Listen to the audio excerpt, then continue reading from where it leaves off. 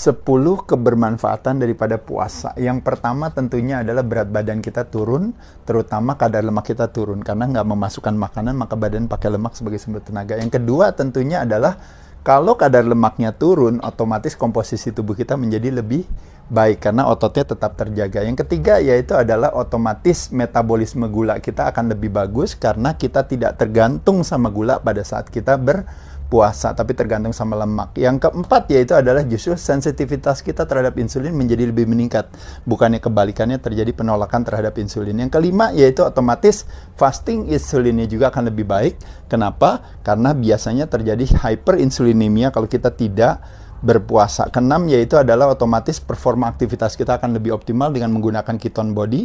Ketujuh terjadi keseimbangan daripada gut flora atau gut bakteria kita. Kedelapan fungsi imunitas kita akan meningkat, kita lebih awet muda lagi. Dan yang terakhir ternyata kita bisa memberikan kesempatan kepada tubuh kita untuk mengembalikan kecerdasan tubuhnya. Terjadi yang namanya autofagi.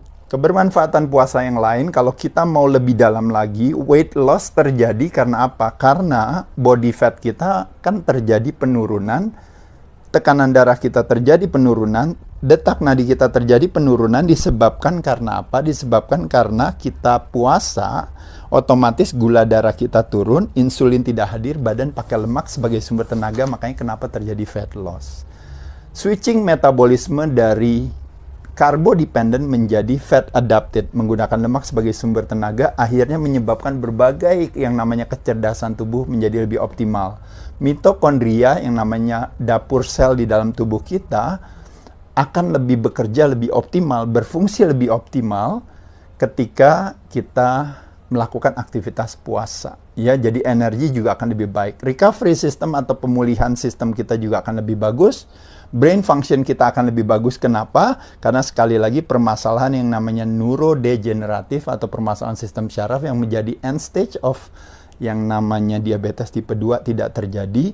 Begitupun juga dengan autofagi menyebabkan terjadinya cancer prevention atau tumor prevention. Itu lebih kepada kayak kecerdasan tubuh akan menggunakan sel-sel yang tidak dibutuhkan oleh tubuh untuk didaur ulang kembali untuk sesuatu yang lebih baik.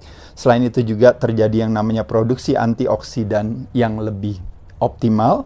Dan yang terakhir tentunya adalah peradangan atau inflamasi yang kadang-kadang menyebabkan kolesterol kita tinggi dan sebagainya menjadi berkurang. Demikian kebermanfaatan daripada puasa. Yuk teman-teman kita mulai berpuasa.